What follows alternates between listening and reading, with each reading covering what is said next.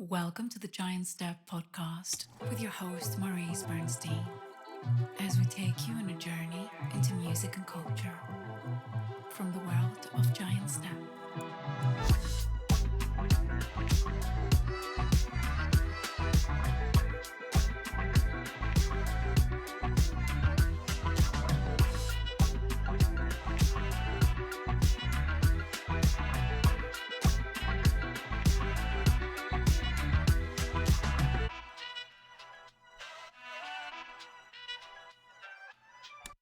Hi, and welcome to another episode of the Giant Step podcast, where we take you on a journey into music and culture. I'm your host, Maurice Bernstein. I'm the co-founder and CEO of Giant Step, and this week's conversation is with Ben Pundole. Ben is the former VP of Brand Experience at the Edition Hotels. He's the founder of A Hotel Life and also of Stay Plastic Free. And we talk about his career, starting in London, coming to the United States, and he really gets into what he sees the future of the hotel experience is going to be in a post-COVID world. And we get into a lot of great detail and conversation with that. This episode was originally recorded on February the 11th, 2021 on our Instagram Live platform. So please forgive any noise glitches or sort of sound issues, because as usual the content is well worth listening to. And if you want to hear more or find out more about Giant Step, visit us at our website at giantstep.net or follow us on Instagram at Giant Step and send us a note and a message. Tell us what you think of our podcast series. So now please enjoy my conversation with Ben Pundole. There he is. Maurice, hi. Hello, Ben. How are you? Yeah, very well, thanks. Very well, and you? I'm pretty good. Unfortunately, I just got news that one of my musical heroes passed away as I was waiting to start this thing. So you're going to cheer me up. So, yeah. That's right, and count our blessings for still being on this planet. Exactly. But it's great to see you. You're currently in Mexico, right? I'm currently in Mexico. I was a little embarrassed. I hope nobody travel shames me, but I kind of thought I'd sit indoors so that, but this is what's happening. No, let's see it. I want to see it. Yeah, well, I've got blue skies. And oh my God. Blue skies and palm trees and. That is your green screen, right? You're really in Bushwick still. I know you are. So. Yeah, life's not bad. I decided to escape life for a few months. Right. Lucky you. I feel very lucky. Yeah. Yeah. Well, we have lovely snow and ice at the moment here in New York. So you're. Yeah. I think I sent you a picture a couple of days ago and said, "I bet you're jealous, right?" Yeah, I'm not missing that at all. 22 years in New York. And the opportunity to not have a New York winter, winning. Just got to say thank you very much for joining, everybody, and Smith, and I see you there, and Zach. Thank you very much for joining. Because this should be a fun chat, that's for sure. Yeah, a lot of great people joining. I saw Kamala. It's going to be great. So Ben, thank you so much for doing this with me. And for those who don't know who Ben is, Ben was the former VP of Brand Experience for the Edition Hotels. He's the founder of Hotel Life, which dedicates itself to the hospitality world and hotels, and also the founder of Stay Plastic Free as well, which I think its name basically explains, what it's about. And also, I'd say, you're a consummate gentleman, Ben. Thank you, sir. And not a bad football player too, actually. Which I found out. Here's a fun fact for the people watching. Maurice dragged me into a. Do you see what I did there today, though? Sorry, I just noticed I cut my own hair. Everyone's been cutting their own hair. I've got various degrees of success, and I forgot and did the. Anyway, I just noticed it. But Maurice dragged me into a football team we were called Old English, and that's right. Everyone was. And but why were we Old English? Because we were all old in English, that's right. We were all old in English, and at the time I was young and English. And then I started off as the young, one of the better players, and I ended up like the oldest, worst player. And I just had starting up again. If you fancy getting your boots out. Oh my God! I think you'd have to get my my Zimmer frame out with it as well. But I could be your manager. So There you go. you know. Mateo, thanks for joining. Anthony Cumberbatch. Yeah, nice. Look at all these nightlife legends here. Love it. Well, we're talking to a nightlife legend, which is you, Ben. But you know, not just nightlife. I think you know, like just culture. And one of the things that you know we've had the pleasure of working together for, I'd say, almost 15 years, which Right. is pretty impossible because we're much younger than that. So, That's exactly right. is the fact that you're one of the few people who I've worked with who has a real grasp of all the different sort of pillars within culture, you know, whether it's art, whether it's fashion, whether it's music, wellness, you know, everything. I think you have a real understanding of it. But you also, you know, my experience of working with you, you are able to bring in the experts to do the work. So you could pretty much do it yourself, but you have this ability to, you know, I'd say it's a very sort of modest and laid back way of working with people where you let them become excellent in that role, but you could kind of do it anyway. So that's my sort of experience when I've been working with you. Yeah. Well, I do appreciate that, Maurice, and I love what I do. But there are people who do things so much better in music, art, film, fashion, theatre, wellness, philanthropy. And I'm lucky that I have a platform in the hotel industry to bring people in, great partners, great collaborators, to do what they do best. I could never do what you do at the level at which you do it, with the kind of contacts you have. The one kind of, I guess, common denominator is I do like to work with people who, and you're very kind, called me a gentleman, who do things with kind of kindness, collaboration, and in a thoughtful, considerate way. Because you can be there. We've all worked with people in fashion, in music, in art, who are very difficult to deal with, and life's too short. I think Yeah. as we all get a little older, life's too short, and unless you're there are some very good people out there, but good these days also means that you have the ability to collaborate, and Yes. that you do things with kindness and compassion. Yeah, agreed. Yeah, I mean, like, you know, all my experiences working with you sort of across, you know, like various hotels and brands, you know, there's never shouting, there's never screaming. You're normally running the show, but nobody ever feels like they're being spoken down to, and especially in nightlife, that's something that I've seen a lot of. And you know, so you always manage to put a very good and happy team together, and I think when you can lead from the top like that, people then come out with their best work because they're not scared, they just enabled to sort of be, you know. Well, thank you. That really does mean a lot. I've always felt the same about working with Giant Step, actually, which is why we've done some incredible things over the last 15 years. And for those We've done people some watching, good stuff. I think Yeah. Maurice is being very humble, and I'm sure there's questions coming, or the chat we're going to have. But I would like to, Maurice, if we can, just kind of highlight some of the things that we've done over the years, because they've been pretty epic. And you know, I think Maurice and I started working together with a couple of very, at the time, unknown artists called Janelle Monáe and Jose James and Jasmine Sullivan and others in Miami and New York, and continued to do shows and DJ gigs, whether it was in Miami for what was then Winter Music Conference, Miami Music Week, or in New York at various stages back in the Hudson days, those early 2000s. Hudson, yeah, right. Yeah, and Hudson, then and then more recently the Times Square edition and the launch of the West Hollywood edition.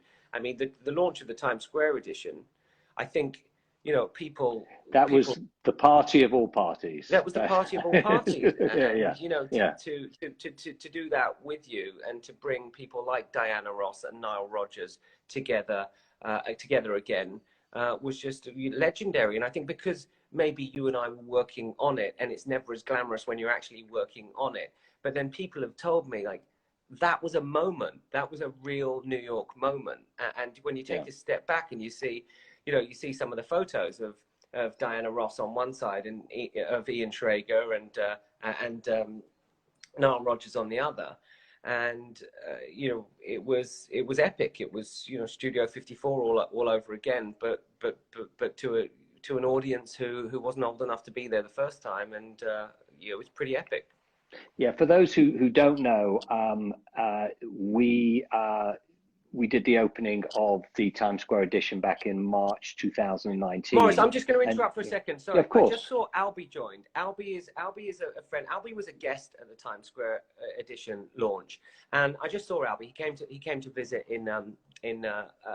here in Mexico, and Albie made my year by saying, Ben, I just got to tell you, that was one of the greatest parties I've been to. And Albie's British. He's lived in New York for 15 years plus. We actually met at a party, and it made my world when he said, that was one of the greatest New York moments. And I just blew my mind. And it just so happened that we were speaking today, but that doesn't happen. That doesn't happen all the time.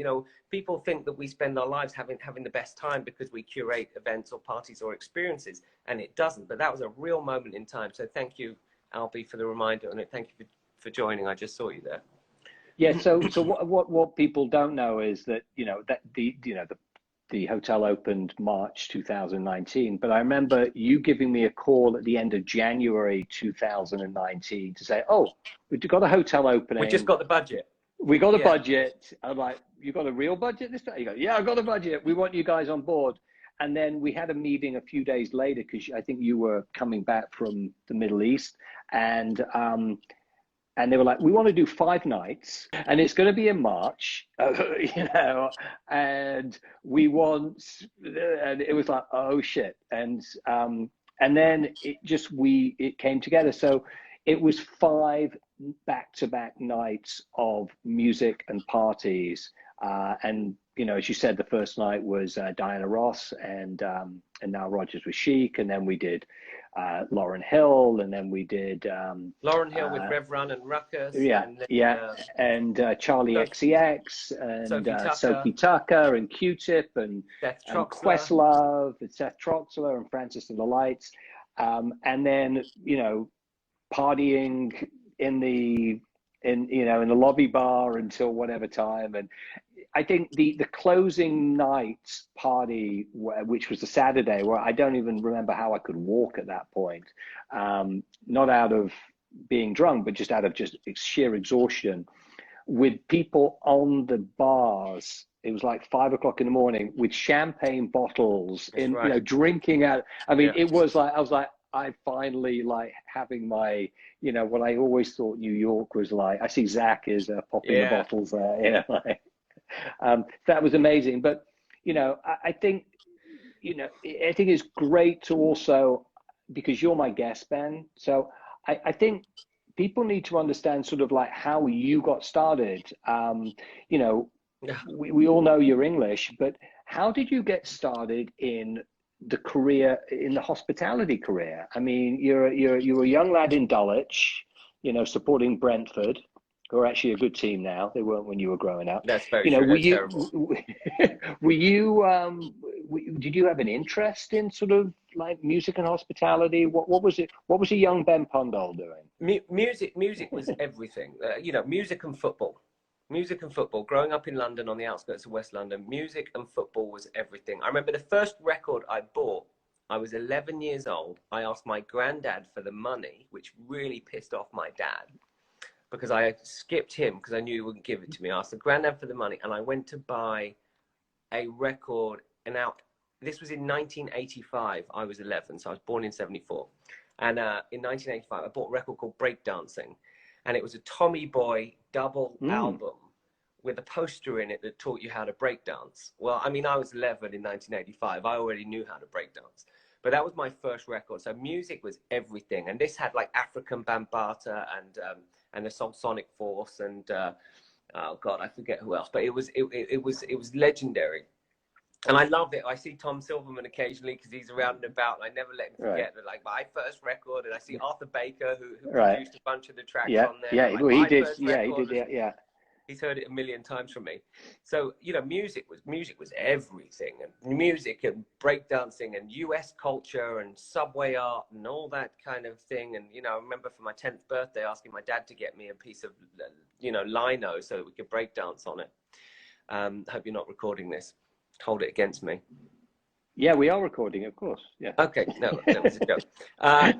And so you had the record and poster. Whoever said that, respect. Yeah, I'd love to see that poster. Yeah. I don't know who that is, but I'd love to see that poster. Lukume. Yeah.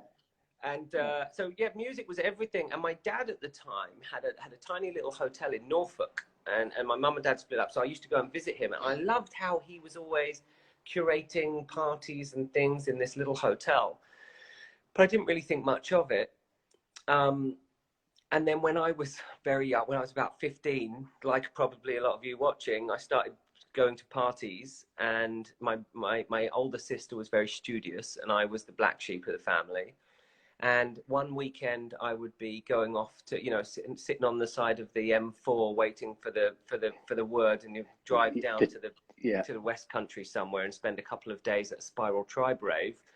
And then the following weekend I would actually went a couple of years later, I would be going into London to the Gardening Club and to you know, to some of the clubs up at Gardening Club, and we had Heaven, Gardening Club and Heaven. And also I grew up with gay neighbors, so you know, you know, in 1985 on the outskirts of London I grew up with gay neighbors. And so I grew up at a time when you know, and then started working in hospitality and realized, like, wow, the gay clubs are the best clubs in London.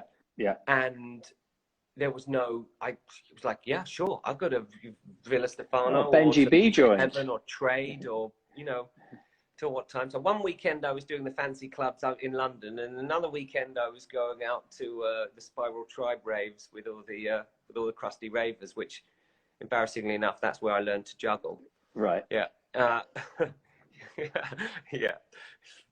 Don't ever ask me to show you.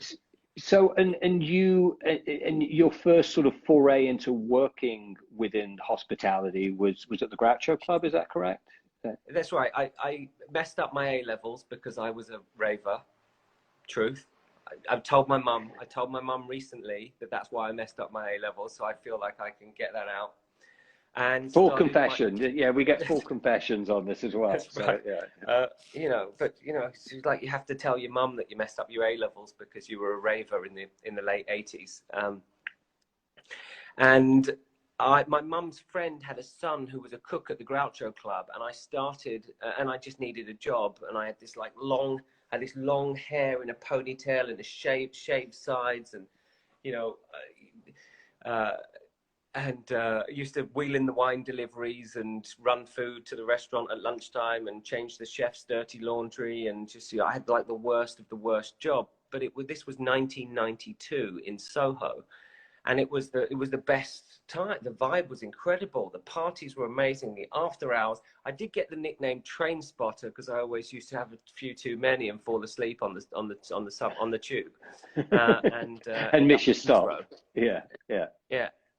You know, I when I was a student in London, I worked at the Groucho Club for a summer. I was the potato peeler, but it was like I thought I'd just like made it basically. That's right. I got into the Groucho Club because it was the only way I could get in. So it's amazing.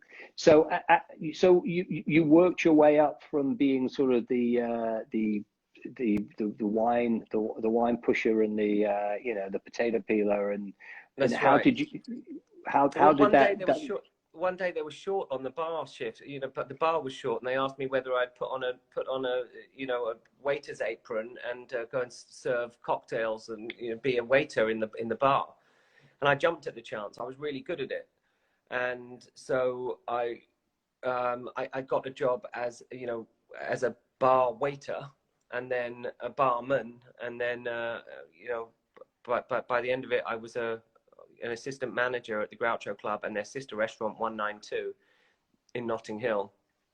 which I used to live above.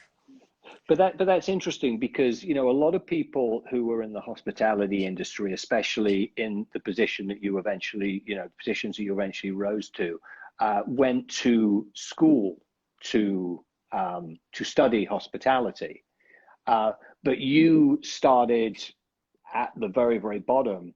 So I think that's probably one of the reasons why you have an understanding of people's roles within an ecosystem, how the person who is cleaning the dishes or having to bring the booze, you know, the box of booze, is as important as the people who are front of house. Oh my God, Nikki is on here. She also worked at the Groucho Club with me in the 90s. Wow.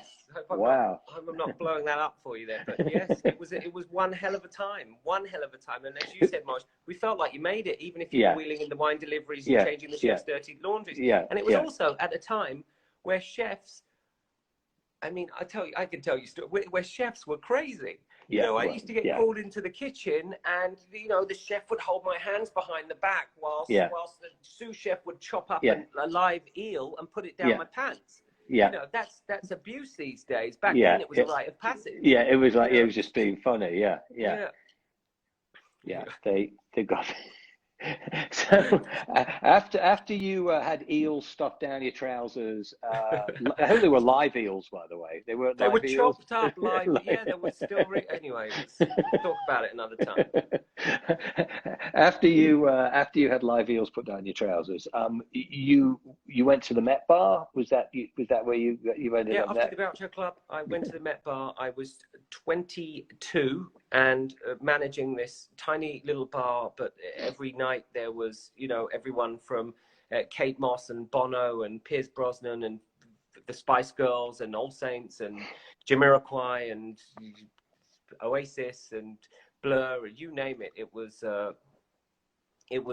incredible. It was one hell of a, and we had people like Jeremy Healy and Paul Oakenfold DJing to, you know, 150 people, you know, their lounge sets.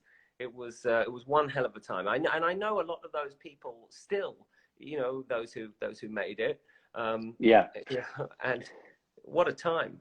Yeah, I think it's important also to sort of like, I mean, that's another thing that, you know, within living that sort of experience, and people are coming to, you know, the clubs and the bars and the parties to have a good time, and there's many ways obviously to have a good time, but when you're working within that environment, sometimes there are people who get a little carried away with it. So the fact that you've been able to also sort of rise above that as well is pretty amazing, because you know, it's not an easy profession to be in when you're working those sort of nights. No, but I always knew my place, and my job was too important to me. I had no other safety net. You know, no one's going to bail me out if I got fired. There was no, you know, I come from a very humble family on the outskirts of West London. You know, my mother had a little catering business, and my stepfather was in advertising. But we didn't grow. You know, there was no safety net. It was, so I knew that my job was important. I always knew my place as well, and also I loved it. You know, I loved it. 4 years at the Groucho Club and the kind of people I interacted with there, you know, that was just like a dream. And then the Met Bar, I mean, Jay, I used to play football with Jay and the guys from Jamiroquai, and he used to let me drive his cars around Old Park Lane at 3 o'clock in the morning. And, you know, his Ferraris and his Mercedes. And I was like this 22-year-old kid driving JK's, you know, Ferraris around Old Park Lane at 3 o'clock in the morning on a Tuesday night. It was amazing. Probably better that you were driving it than him, actually, because at 3 o'clock in the morning. Definitely. So what brought you to New York? Well, during the Met, I spent 2 years at the Met Bar, and I was very lucky in that it gained a huge name for itself. And Saks Fifth Avenue did a so anybody that says the 90s were terrible they weren't there. The 90s were brilliant. So it was the time of the young British artists. It was the time of British fashion. People like Alice Templey and Matthew Williamson and Alexander McQueen and a bunch of others. And so and music was an incredible time for music. So it was a time of, you know, Massive Attack and Tricky and Portishead, and then also you had the Battle of the Bands with Blur and Oasis, and then also all the craziness that was happening in Manchester and that kind of indie scene. So it was this incredible time for music, and London was the real center of the world at the time, with art and culture and film. So Saks Fifth Avenue were showing exclusive collections by some of the British fashion designers, and the Met Bar had been invited to do a little pop-up, and so I put a little team together, and we did this event. And during that time, I met the legendary Amy Sacco, who had just opened her first place called Lot 61, and she was looking for a new general manager. And which was on the west side. Which was on the west side of Chelsea, well before. Which back then was literally that was no man's land. Yeah, it was leather bars, and drug addicts, and the rest of it was terrible. And that was only in Lot 51, you know. Yeah. Lot 61. It was legendary, and Amy was brilliant, and she really believed in me, and she moved me to New York in December '98, and she arranged my visa, my first apartment. I owe so much to Amy for believing in me at that time. I was 24 years old, and even though I'd had some, in a very short period of time, in 6 years, even though I was only 24, in 6 years, I'd spent 4 years working at the Groucho Club, 2 years at the Met Bar. I was this kid. I was invited to all the, the premieres and the parties and the fashion parties and the gigs and the backstage and the festivals and all the rest of it. And I got to New York and I knew nobody, and it was winter and I had my ass kicked, and it was probably, the most humbling experience. Was that your first time coming to New York, or had you come before? Second time. I went in September '96, and I'll tell you a funny story. I went in September '96, and it was Fashion Week, and it was also the either the VMAs or the MTV Awards. I forget which in September as well. The MTV Awards. The VMAs. The VMAs. Yeah, the Video Music Awards in September. Yeah. VMAs. Yeah, VMAs. And so the only person I knew, or the only people I knew there the first time I went, was Boy George and Amanda Ghost. And so my first night ever, I stayed at the Gramercy Park Hotel before it was fancy. Right, and it was the rock and roll. Went bowling with Boy George and a bunch of friends, and then ended up in a lesbian bar called Meow Mix in the East Village. Yeah, that was my first ever night in New York, and I thought I'd made it. I thought I'd absolutely made it. I was 22 and thought that life had, I died and gone to heaven. I think we first met actually at Lot 61 because we were doing events at El Flamingo. I think we did Morcheeba or Ronnie Size at El Flamingo, or we did both of them. And you guys said, why don't you do the after party at Lot 61? And that's where we first met. That would make sense. Yeah, that would make perfect sense. My God, Ronnie Size. Yeah, Ronnie Size, Morcheeba, Moloko, they're all amazing. Yeah. So you were at Lot 61, and then how did you connect with the Morgan's Hotel Group in Ian?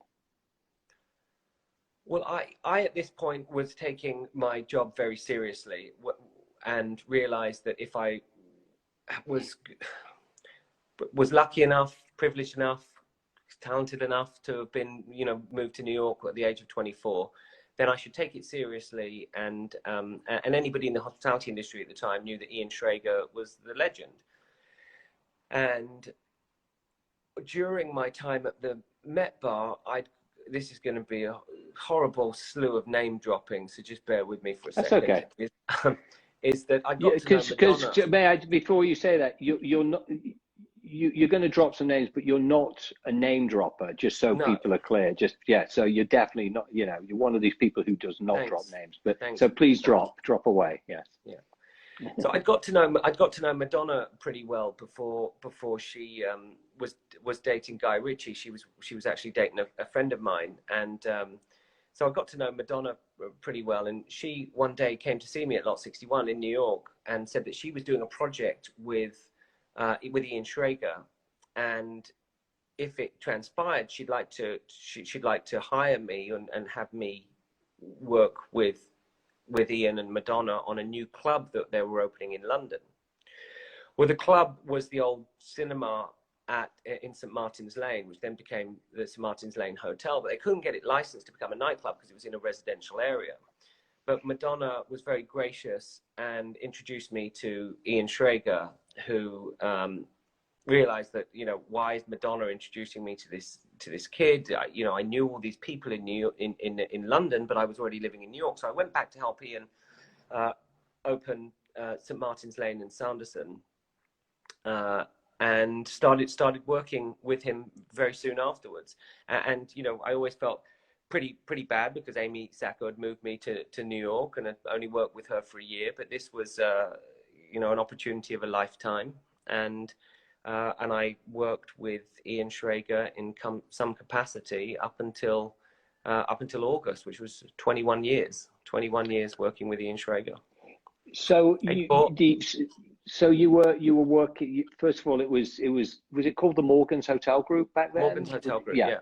And so just so people know, we're talking about the Delano in Miami. We're talking about the Clift in San Francisco, the Mondrian in Los Angeles, the Royalton in New York, the Morgans in New York, Paramount, then the Hudson, and then in Boston it was I've forgotten the name because we did the opening with you guys at the Boston Hotel, Boston, the Ames, that's right.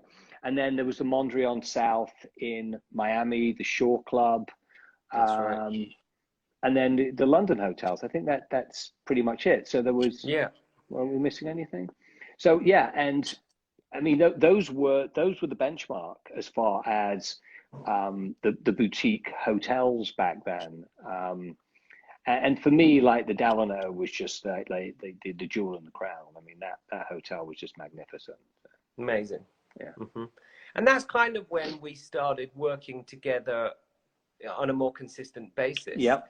And that's when you brought to me the idea of showcasing these little known artists called Janelle Monáe. And at the time we partnered with Lenny Kravitz. Oh, here I am again, slew of terrible name dropping, but it's all relevant and all very real. Yes. Lenny Kravitz, who I'd known since the Met Bar, had just started a design firm called Kravitz Design. Now Lenny has an incredible eye. He's a brilliant designer. He's got exceptional taste. And when he's not being a brilliant rock star, he is an incredible designer. And he actually has a design studio called Kravitz Design. And I think we were his first commercial project in 2007, and where we launched a lounge, a venue called the Florida Room. And a Florida Room, for those that don't know, is a room in a house, mainly in Miami, around Miami and South Florida, where the adults party, where, you know, the music goes on, and, you know, the things that are smoked might not be cigarettes, and, you know, it's all like and that was called the Florida Room. And there was always this, you know, little intrigue and mystery around the Florida Room and all the sounds that came out of it. So that was Lenny's idea, and it was brilliant. And we had this beautiful lucite piano in the Florida Room. The piano was amazing, yeah.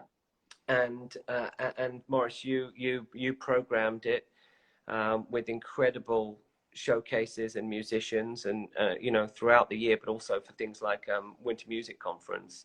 And New Year's Eve, we did a couple of New Year's Eves. We did one New Year's Eve where we had the Roots play in the Florida Room, and we had, could you imagine that now? Yeah, and then outside by the pool we had Janelle Monáe and Bobbito, and and just going back to Janelle very, very quickly, because, you know, I was just obsessed with her when I first saw her very, very early on.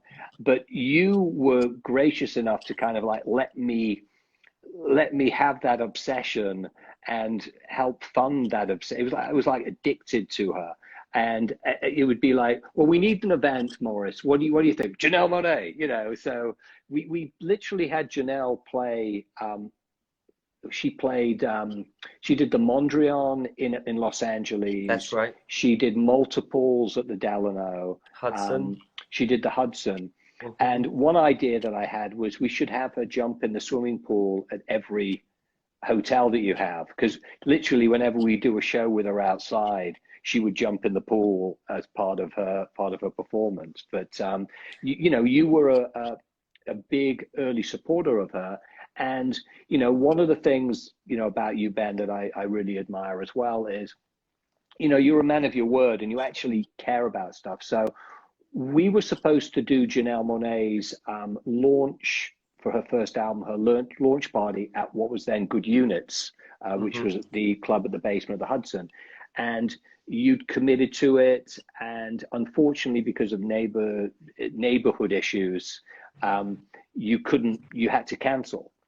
But we'd arranged, we were ready to go with her launch party for the Arch Android, the album. So, out of goodwill, you managed to get senior management to release the funds that we were going to use, and we did it at the Highline Ballroom. So the show still went on. I didn't lose face. She was happy, and that was because of you. So I got a great seat. You got a great seat. Yeah, we gave you the best seat in the house. That's right. But you know what, Maurice? Things like that, and thank you, I appreciate it. But things like that, they come around because we just, as some of you know, firstly, what happens in the party stays in the party. I absolutely agree. But as some of you know, we just launched the West Hollywood edition. Well, I say just now, it's in November 2019, but last year doesn't count. So yeah, nothing happened last year, so it was a few months ago. Last year doesn't count. So to me, it feels like yesterday, and also a couple of decades ago. So also then to have Janelle Monáe then perform the launch of the West Hollywood edition when she's Grammy Award winning, Oscar nominated, playing for 200 people at the launch. So that does all come around. That blew my mind. And she was as talented and as gracious and as wonderful as she was when we did the first gig with her, where that terrible picture of me was taken. You look great in it, by the way. No, that wasn't the first gig. That was the Hudson. That was one of the latter ones. Yeah, like you don't look so bad in that picture.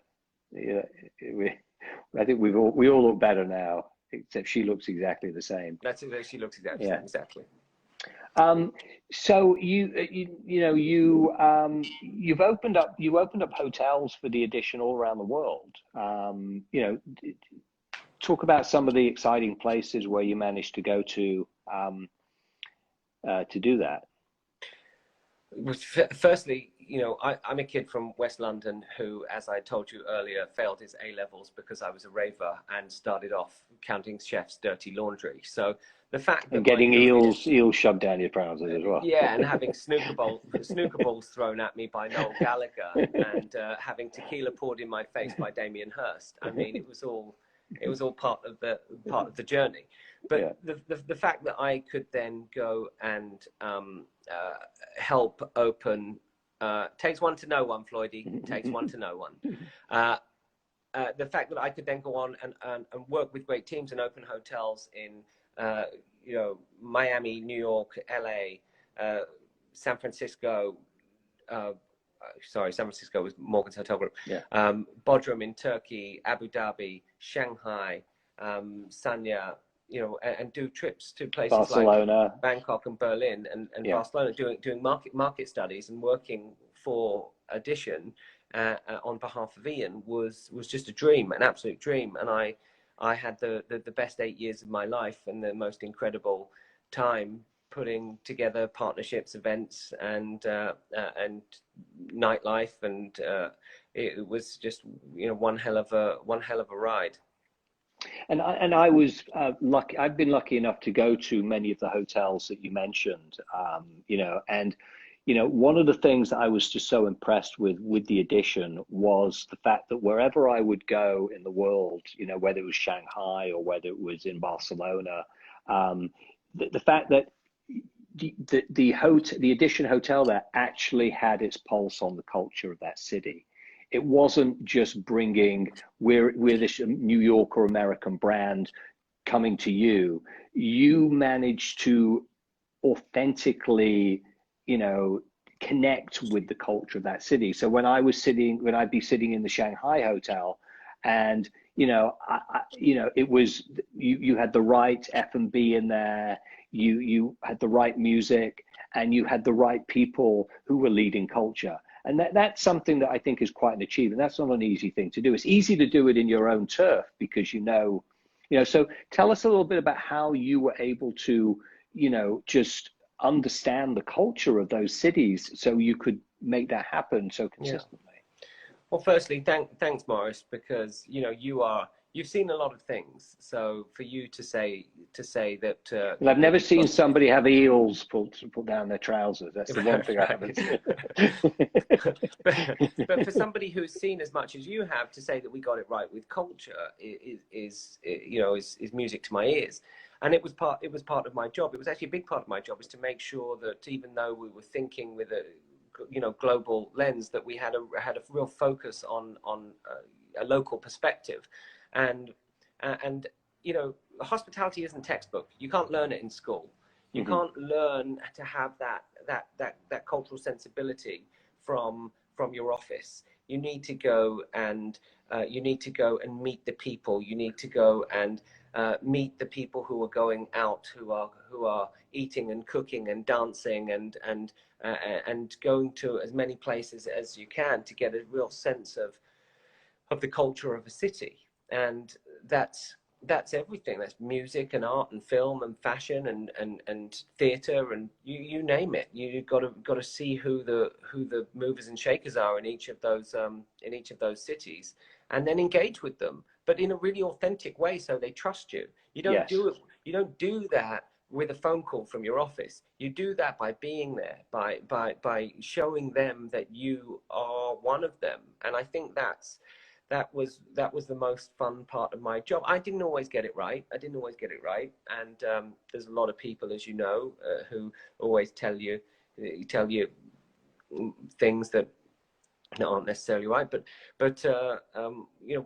we met some incredible people along the way, whether it was digital artists or illustrators or music producers or filmmakers, and we partnered with some incredible people over the years, and it's something I'm really, really proud of. I'm proud of the people we managed to bring into Edition, and then people we managed to people like you, who we managed to as a consumer or a guest, impress. Yeah, no, I mean, I would really enjoy, because, one of the things is, when you travel and you're far away from home, you want to have a slice of home, but you also want to have, you don't want it to feel like you're just at home. It's not, I call it the Hard Rock Cafe syndrome, where, a lot of Americans would go, abroad to Europe, and they'd come home with a Hard Rock Cafe t-shirt. It's like, well, did you see the Eiffel Tower in Paris? No, we went to the Hard Rock Cafe. It's about, you want that comfort, but you also want to feel like you're a part of that culture in the right way. So, I mean, yes, you guys achieved that, and I always thoroughly enjoy that and continue to. I want to talk a little bit about sort of the future of hospitality, but before that, you do have a passion about plastic, and yes. And let's talk a little bit about that, because it's such an important topic that is now getting a little bit more. But I want to hear about how you've been working to sort of like get rid of plastic from our everyday life. Well, thanks, Maurice. I think as we get older, and I realized that I'd had a very privileged career, if you like. I've worked very, very hard, but it doesn't mean anything unless you can give something back. And so my values started to change a little bit. And then, I'm one of the biggest cliches in the world. I was at Burning Man, and I ran into one of my industry heroes, Chip Conley, who had Joie de Vivre hotels and Airbnb, and he was on the board of Burning Man. I said, Chip, I got to do something with a little more purpose and purpose and impact. So I think I've got to leave my job and do something, because I really do. I care about the planet. I care about people. And he said to me, well, why don't you just try and do something where you have a little jurisdiction or influence over? And, I think a couple of weeks later, I got back. I was trying to figure out what that was, and I went to a party, and I saw these stacked up plastic water bottles, and I thought, then that's it, plastic. And I looked at I looked at our hotels and I realized the plastic waste that was generated in our hotels, and therefore the hotel, and then consequently the hotel industry. And I realized that it was appalling. It was disgusting to see how much plastic that breaks down into microplastics, become carcinogenic, and is killing our oceans and filling up the landfills. And so I started a campaign called Stay Plastic Free, aimed at taking single-use plastics out of the hotel industry by using addition as an industry standard, and really trying to remove all plastics, starting with plastic-free minibars, no straws and stirrers, and then replacing all plastic water bottles, and then really drawing a line in the sand and saying, addition will go completely plastic free. And we were looking at distribution channels. We were challenging our vendors to deliver everything from fish to booze in anything but plastic, and we did a pretty good job. And a lot of the staff in the hotels got behind it. They realized they were working for a company that cared. My small team, Liza, Frank, Andrea, we really put all our efforts towards making sure that we weren't bashing people over the head with the messaging. The last thing you want is to go somewhere and get the card here, the reminder there, and so we just did it, and then our little campaign managed to help persuade Marriott International to ban plastic straws and stirrers from all 7,400 hotels. That's huge. 31 hotel brands. It was huge. That's incredible. Yeah, it's huge. Yeah. It's the thing I'm probably most proud of in my life, let alone my career, is helping to be an advocate for the environment. And I think we going to get a little political now, but as our governments and authorities let us down, it's up to the industries and the businesses within it to lead by example. Mm-hmm. And that's very important, and it's something I'm more passionate about than ever. And I think this idea of going straight on to your next question, the idea of responsible hospitality is the future. And that's not just no plastics. That is challenging hotels, hotel companies, hospitality companies, restaurants, bars, clubs, you name it, airlines, to go plastic free, to look at their energy, renewable energy sources, no waste, inclusion and diversity programs, and to make sure that it's not sustainability, it's called responsible hospitality. We have to take on the issues that are not necessarily being addressed, or certainly weren't being addressed by a previous administration. We have to take them on as businesses and industries, and we have to lead by example. And I think that is that's a huge a focus of mine for the future. And I truly believe, and so does the Wall Street Journal, so does National Geographic, so does the Washington Post, truly believe that unless businesses, certainly in hospitality, double down on this idea of responsible hospitality, then they will not survive and thrive in a post-pandemic world. I agree. I mean, that was going to be the next thing. I mean, first of all, bravo to that, and Thank you. Kudos. We are hopefully soon going to be living in a post-pandemic world, and the hospitality industry has been devastated by COVID, and the fact that people aren't traveling. They're not traveling internationally, et cetera, et cetera. What do you see, the hotel experience being in the post-COVID world? How do you, besides it being this sort of like this responsible hospitality, what else are you seeing as being different? Well, I've thought a lot about this, and I am working on a new venture, and the way I see it, the hotel industry hasn't changed in 35 years. Ian Schrager changed the industry with the introduction of the boutique hotel.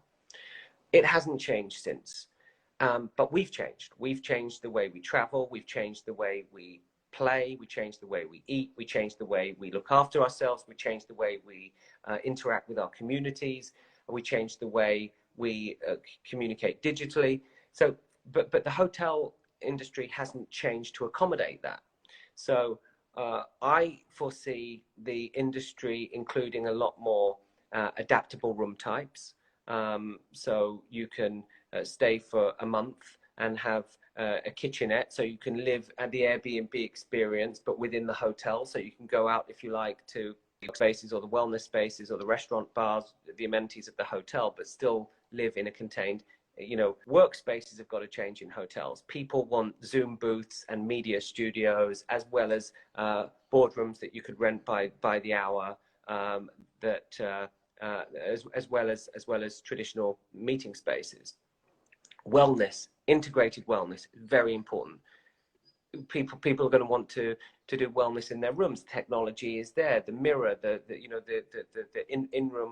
in-room workout, and integrated wellness. Food and beverage, it's got to be plant forward. I'm not saying every restaurant has to be vegan, but it has to be thoughtful, as well as it has to be thoughtful with regards to what the amount of animal products that it's using in the hotels. But without compromising all the things we love, like design and events and music and fashion and art and film and design. It's very important that that's not compromised. I think there's a couple of hotel companies out there now offering conscious hospitality, but they bang you over the head with the message. Right. Yeah. Message. You're being preached to. I still want to feel, like it's an aspirational brand. So I really think that's the future, because you might want to travel, Maurice. You might want to stay somewhere for a month. Well, you don't necessarily want to stay in an Airbnb because you've got no amenities, but you don't necessarily want to stay in a hotel because you can't. Yeah, you can't cook. I don't want to eat their food all day. Yeah. Right. Yeah. So I think the idea of adaptable room types, also from the studies we've done and the research we've done, and the studies we've read, a lot of millennials who are now becoming parents, they love to travel with their kids, and also there's a lot of multi-generational travel now. And hotels don't really accommodate that as well as they should. So this idea of kind of adaptable room types for a psychographic rather than a demographic, I think I think that's the future. So when you say adaptable room types, do you mean that you could expand that room, instead of them bringing in a rollaway bed, you could actually have like a family or sleeping in, or Exactly. friends sleeping in the same room? Exactly. Yeah. So Friends rooms are really important, because you've got to understand there's a lot of us that it's got nothing to do with money. We all just like to. We're going to Art Basel for a few nights. We didn't care. Let's all just stay together in a. No one cares. Yeah, You're not going to be in your room. You're never in your room anyway. Yeah. Or a family that wants to have a real bed and bunk beds for their 5 and 7-year-old instead of a rollaway, or having to get another room for them, which then becomes price prohibitive or. So I think hotels haven't really addressed much of this. And I think we're going to see a lot more of that. Yeah, that's amazing. So we have a few minutes left. You're currently having a sabbatical. It looks like from the picture you're having a great time. What are you doing there? Like, what are some of the things you've been doing? Well, I came here, Maurice. I had COVID pretty badly last year. I know you know that, but I had COVID badly, and I came here to get my lungs healthy. So every morning I've been at 8 a.m. I've been either boxing or doing yoga. I've been running, hiking, biking. So it does look like I'm in a heavenly place, but there was actually a kind of a reason for it. I needed to be somewhere where I could do a lot of exercise and activity. So I've been doing a lot of that, and I haven't been throwing myself into work that's not necessarily there.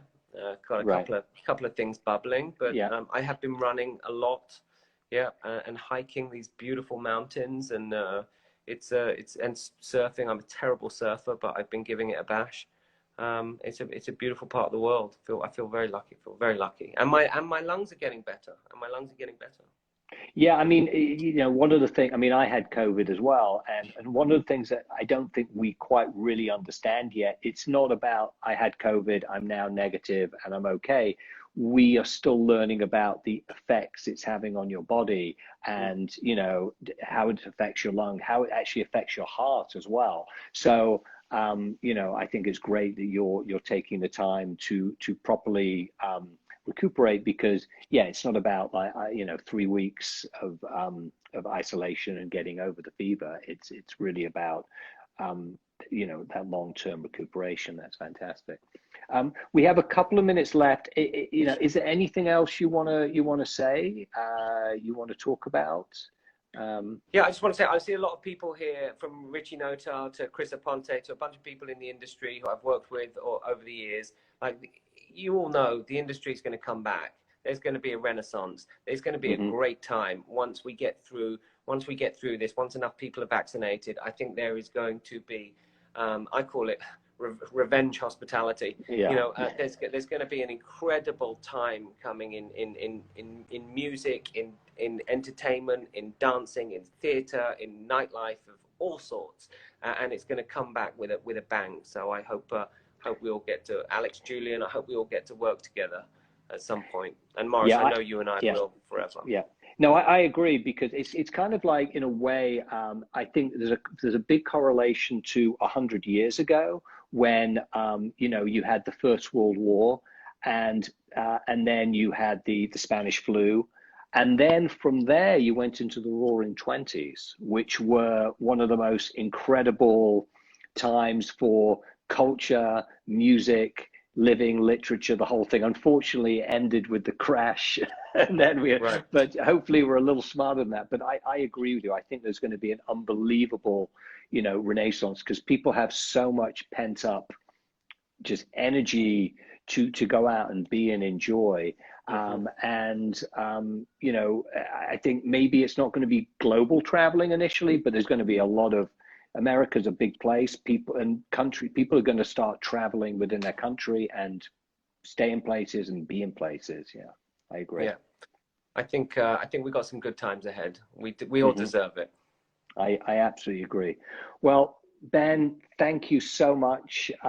It was awesome having you as my guest. It's always a pleasure talking to you, but it's nice just doing this in front of people as well.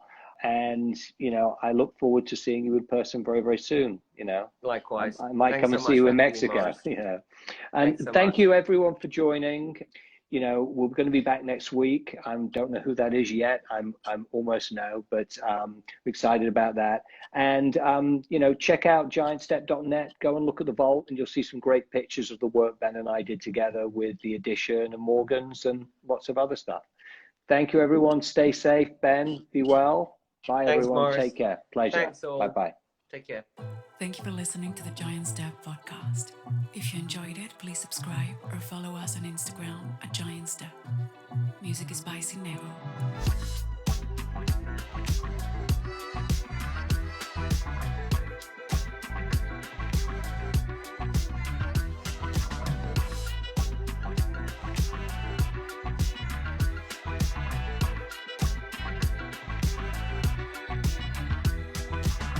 Please also visit our website, giantstep.net, to learn more about our award-winning marketing agency.